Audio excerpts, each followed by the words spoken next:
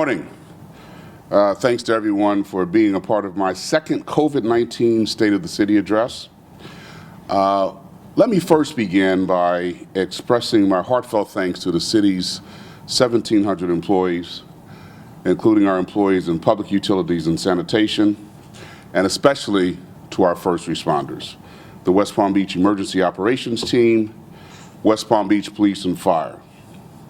Also, a very big thank you to our hospital workers, medical staff and professionals who are all working on the front line. All of their tireless work, sometimes in the face of danger, is helping to keep our city running and our residents safe. They are indeed my heroes. Thanks to them for all that they do. Thanks also to the public for practicing social distancing. We're beginning to see some encouraging data that shows that social distancing is indeed working in our community. That said, we certainly aren't out of the woods yet. So I encourage all residents to continue practicing social distancing, and please follow the state and county stay-at-home orders. As you all know, on Wednesday, Governor DeSantis announced a 30-day stay-at-home order for the state of Florida. The order tells residents to stay indoors unless they are pursuing essential services or activities. According to that order, seniors and people with significant underlying medical conditions shall stay at home and take all measures to limit the risk for exposure to COVID-19. All people shall limit their movements and personal interactions outside of their homes, only those necessary to obtain or provide essential services or conduct essential activities. This is very difficult, I know that, and it's a very difficult and trying time for everyone, each and every one of us. But again, we still have a ways to go. And let me be honest with you. I believe that this will likely get worse before it gets better. I can't sugarcoat this situation. So I ask everyone to please take the COVID-19 warnings to heart, follow the executive orders and social distancing recommendations. One thing I do know is that together we can overcome the threat of COVID-19 in our city, but we all must do our part. Together we can save lives. Now, right now I'm working to move our city forward and would like to share with you some updates about some initiatives that we're implementing that will help people and businesses in West Palm Beach. This week, we saw the launch of Palm Beach County's first testing site at the 15 ballpark of the Palm Beaches. Our city, county, and state are working collaboratively to provide the support and resources needed to prioritize the health and safety of our residents. I understand testing has gone quite smoothly, but I am concerned about the sustainability at that site due to dwindling supplies. So I certainly hope that the state and the federal authorities will get us more testing kits down here. I'm also pleased to announce the creation of the City of West Palm Beach Recovery Assistance Program. This was formed in partnership with Valley National Community Bank and the Urban League of Palm Beach County. Thanks to the City Commission, which approved an initial $259,000 contribution, and thanks to the Downtown Development Authority, which contributed another $50,000 in funding, which is earmarked for downtown businesses, the West Palm Beach Recovery Assistance Program makes available to West Palm Beach businesses short-term loans and amounts between $5,000 and $10,000 with minimal interest rates and generous repayment periods. There are eligibility requirements, including proof that a business is located in the city of West Palm Beach, and more information about this program can be found on our website, WPB.org. The goal of the initiative? To extend a lifeline to our business community to help small businesses recover from the economic downturn caused by COVID-19 and to help protect the jobs of West Palm Beach residents. Making sure that money and resources will indeed get to our residents, especially those who are hurting the most, remains a top priority of my administration. I am working daily to ensure our residents have jobs, access to life's basic needs, and most importantly, hope for the future. Recently, the city approved a $30,000 contribution to support Hospitality Helping Hands, a nonprofit that feeds warm meals to low-income senior citizens and hospitality workers in our city who are unemployed as a result of COVID-19 mitigation. Now, this operation is being run out of Howley's Restaurant, and I would especially like to thank Rodney Mayo and his team for their work on this effort. The Downtown Development Authority are donating an additional $20,000. So the city and the DDA's combined contributions were $50,000. A special thanks to Rafael Clemente and his team at the Downtown Development Authority. These donations and efforts are a great example of the tremendous work that can occur and the lives that could be changed for the better when the public and private sectors work together to create solutions. This represented an inspiration for a new initiative that I'm proud to announce today, called WPB Together. The city is working with the Community Foundation for Palm Beach and Martin counties to establish the WPB Together Fund. Today, I challenge the private sector to match the city's contributions to date of $309,000 toward COVID-19 recovery efforts. The WPB Together Fund, which I will present to the Commission on Monday for their approval, is one of the ways the private sector can donate monies to this effort. The WPB Together funds will be distributed to various nonprofit organizations that are working to address the needs of our residents recovering from the pandemic.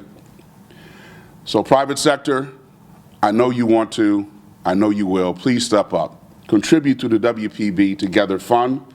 You can learn how to accept this challenge and donate to this fund by going to the city's website at WPB.org. Next, let me give you a quick update on the work of the COVID-19 Response Unit, which we announced last week. Since its launch, the COVID-19 Response Unit has been working together to quickly mobilize support for our residents, neighborhoods, and businesses. The 6 different groups, each with their own focus area, have completed their recruitment of private sector volunteers to assist the city in this effort. Thank you to all those volunteers for their service. The teams have started their meetings and begun their initial needs assessments. The teams are making preparations for response efforts and coordinating available resources in the community. I've assigned members of city staff to help the coordination of these efforts. I get daily briefings on the progress of the teams to make sure that we are rapidly addressing needs as they arise. Our city is focused on bringing relief, ensuring our community is prepared, and implementing long-term solutions to address this pandemic. In closing, let me share with you a few quick updates from City Hall. Today, I signed an executive order allowing public access to our city facilities, including City Hall, by appointment only, with the exception of public meetings and requests for public records. This executive order goes into effect on Monday. We encourage the public to make appointments to do any business with the city or to do their business with the city online. For those without internet access, they can make utility bill payments at the drop box on the Banyan side of City Hall. Documents for engineering, planning and zoning, and permitting may be dropped off at the drop boxes at the City Hall entry. I have also issued an executive order closing the City Hall courtyard except for the purposes of entering or leaving the building. Next, I do want to remind everyone to take the census. That may have seemed to kind of fallen off by the wayside, but that is so important to our community. And the stay-at-home order makes it easy to complete the census online from home if they haven't already done so. Now more than ever, we will need the funding that comes into our community as a result of an accurate census count. So please, residents of West Palm Beach, fill out your census form. We will begin conducting meetings virtually via technology. The first virtual City Commission meeting will be held on Monday evening. We've also received questions about volunteering. So many people in our community want to help and give back. To those who would like to volunteer, thank you so much. We invite you to sign up on our website, WPB.org. The swearing-in ceremony for Commissioner-elects Christina Lambert, Kelly Schoaf, and Christy Fox is scheduled for Thursday, April 9th at 5 p.m. This will be a virtual swearing-in, and we encourage everyone to witness this online or on the city's TV channel, WPB-TV. Please visit our city's website at WPB.org for more information, or you can contact us via phone at 561-822-2222. Again, thanks everyone for joining us this morning. In the words of Helen Keller, alone we can do so little. Together, we can do so much. Let's work together to flatten the curve on COVID-19 and to ensure that West Palm Beach's best days do indeed lie ahead.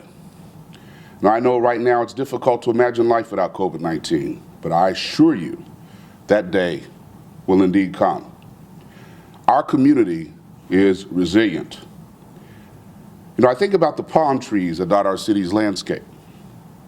While the strong winds from the storms may cause the trees to bend and sway, they will not break. This is our community. Now, we're going to go through some tough times. To get to the other side of this pandemic, frankly, is going to be hell.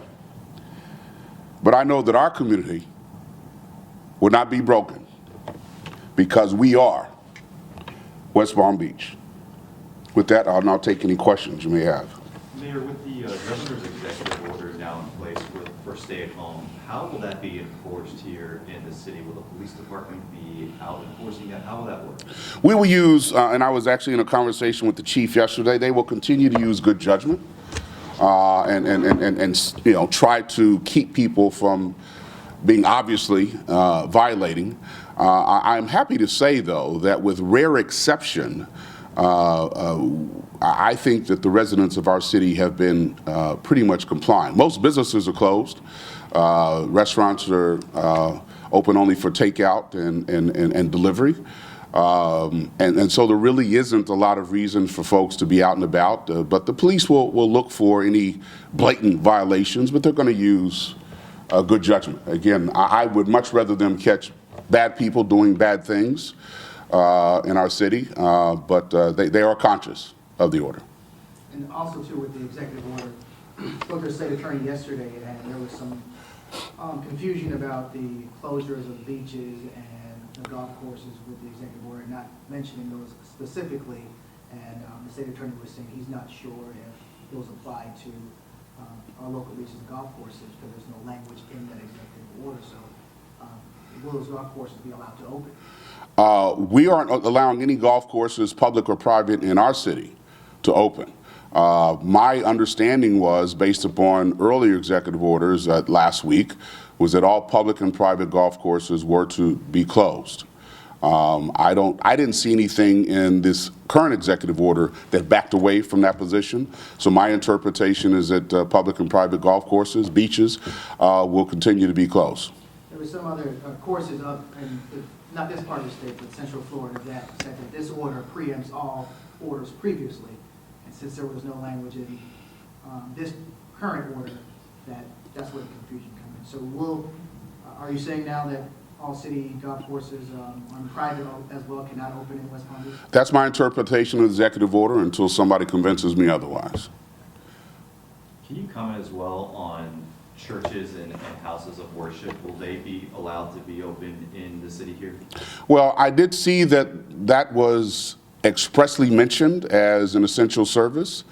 I'm a man of faith myself. However, I would not encourage anyone to go to any services in any mosque, church, or synagogue. The risk is just simply too great. Now, it is expressly allowed, but I would hope that folks would use common sense and good judgment and avoid any congregations of large crowds, whether it's church or shopping and grocery stores, et cetera. I mean, you know, if it looks like it's packed, then maybe you need to wait until a less busy time.